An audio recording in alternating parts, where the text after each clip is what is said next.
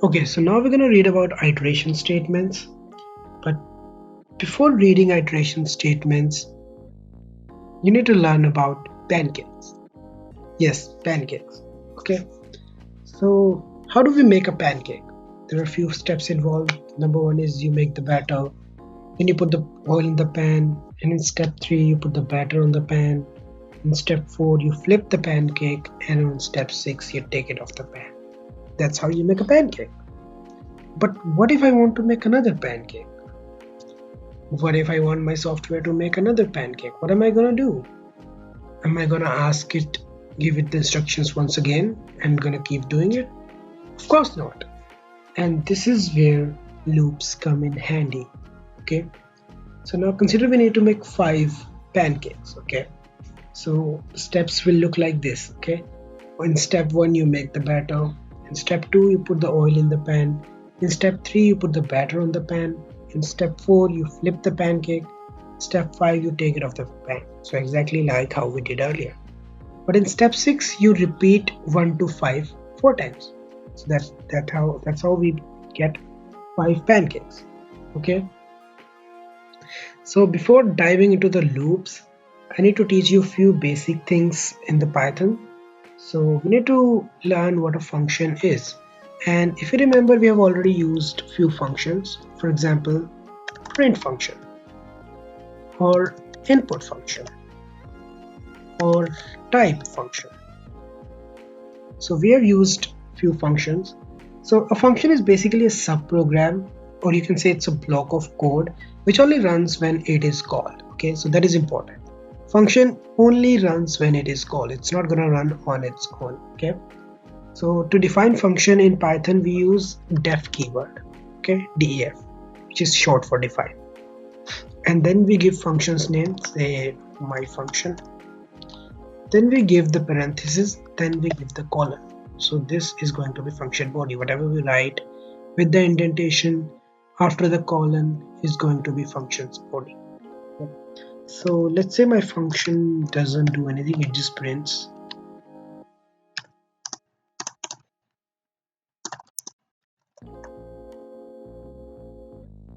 That is all my function does. Okay. Now how do we call the function?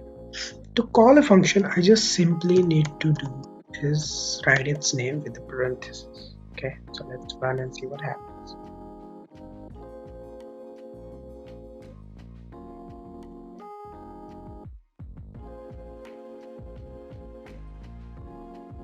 It says this is my function. And I told you functions only get run when they're called. So this is where we're calling our function. This is the call to function. What happens if I remove this? So I'm commenting it out. That is basically as good as removing it. So let's see what happens.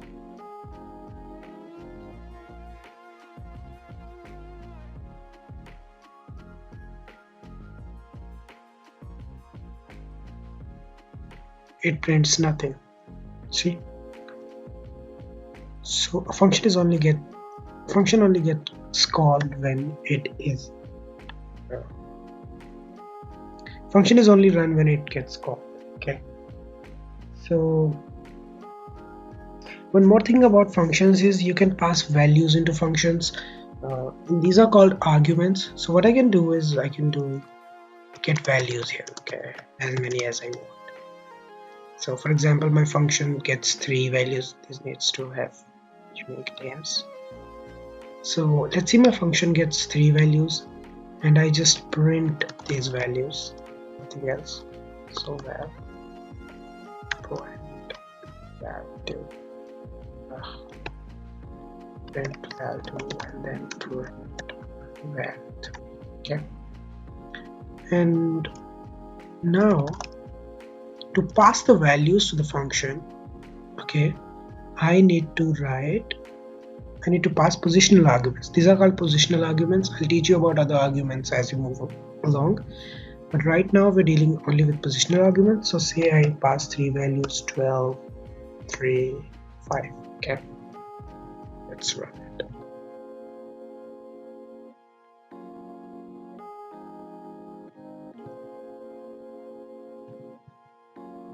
See, it gets all the 3 values in the function.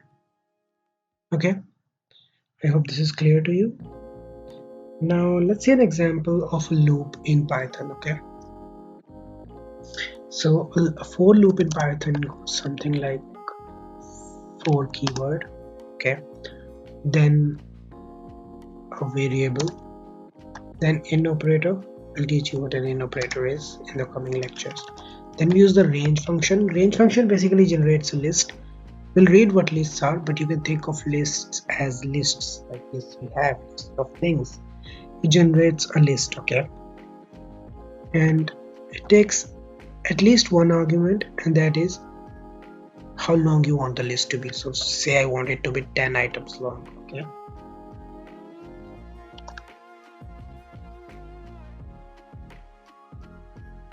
Let's see what happens.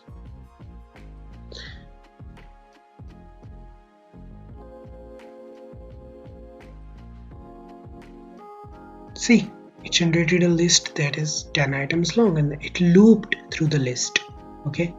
So the range function only generated the list, that is this 0 1 2. See, it begins with a 0, okay?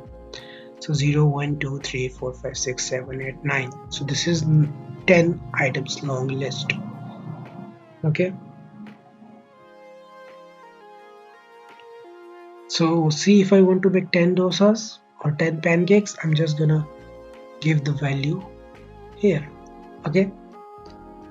Now what if I don't want it to start from 0, okay? What if I want a list that starts from 2?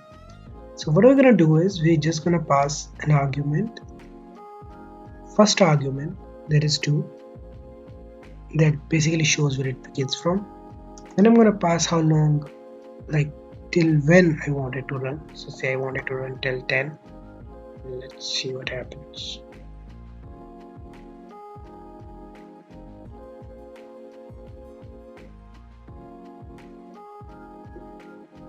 See, 2 3 4 5 6 7 8 and 9. Okay, so what this in operator doing here is taking the value from the range, like the current value of the list generated, passing it to the I, and then going into the loops body. Then when it finishes, it again goes back, puts the value in the I of the next element, and then it again loops, and so on and so forth. What if I don't want my list to update by 1? See, here it updates by 1. It goes from 2 to 3, 3 to 4, 4 to 5, so on and so forth. What if I want it to go from 2 to 4 and 4 to 6? So what I can do is I can pass another argument which is called step. You can call it step. So it's gonna add 2. Okay, let's see what I mean by that.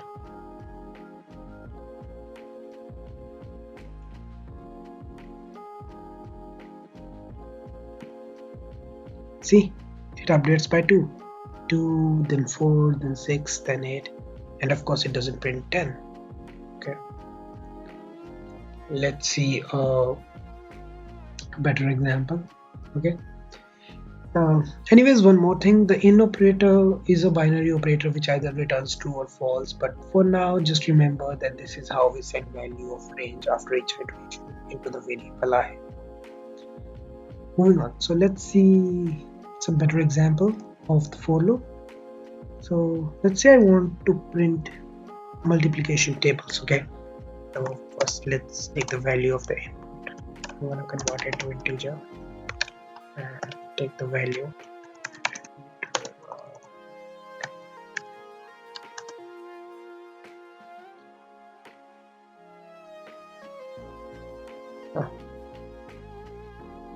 Oh, I forgot to close it. Okay, now we need to print a table.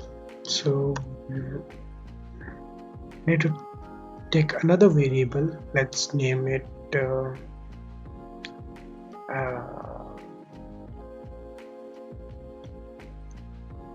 okay.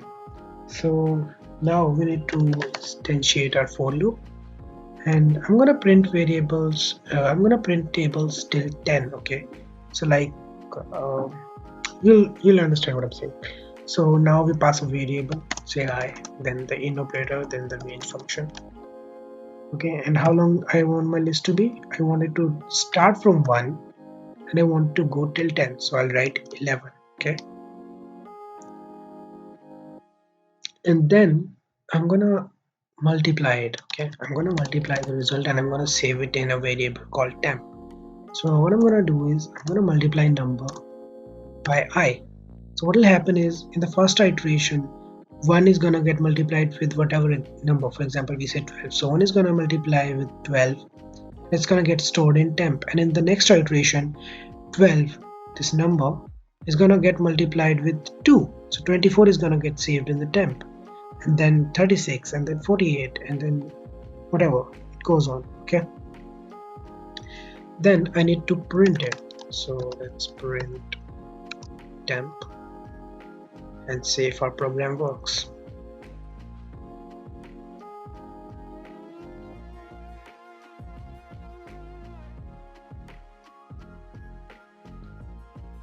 So say I want a table of 12. Okay, see, prints the table of 12, but let's make it more aesthetically pleasing. So what I'm gonna do is I'm gonna write the number, and I need to change it to string because the print function only takes string as an input. And then I'm using this concatenation operator which combines two strings, and then we're gonna write the, then I again need to change to string the value of the I, again using the concatenation operator. Again need to convert it, and then I'm gonna pass temp, and let's see what it prints.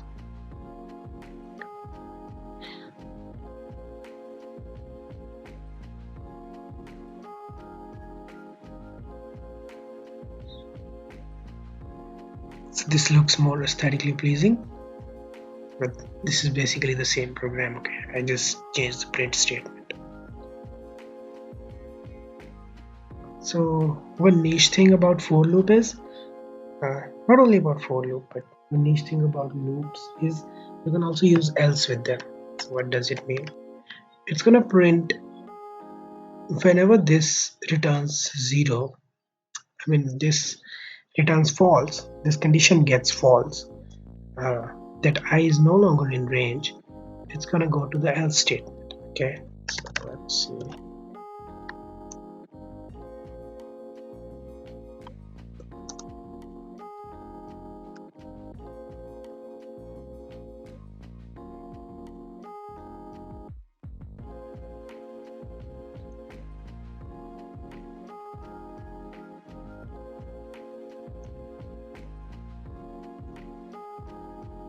See, the else is activated. So you're gonna think else is basically the last thing that runs, but that is not true. Sometimes you can get else run in the beginning. Does that mean? Let's see.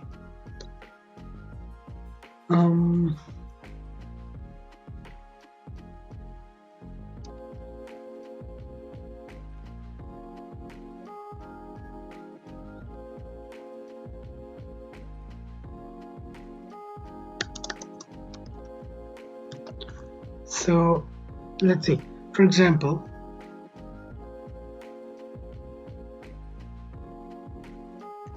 so you're gonna think that else only runs after this loop is terminated or finished, but what actually happens is it's gonna run when this statement is false. Okay, so for example, when i's value is 11 and it is no longer in range, the else is getting activated. Okay, so let's see, I make something which is always gonna be false.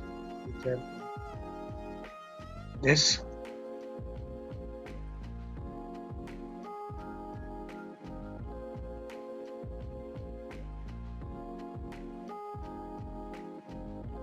it straight away goes to else. Okay, so that was a little thing I wanted to teach you, and that's it for today's lecture. I hope everything was clear. If it isn't, do let me know in the comments. Okay, thank you for watching.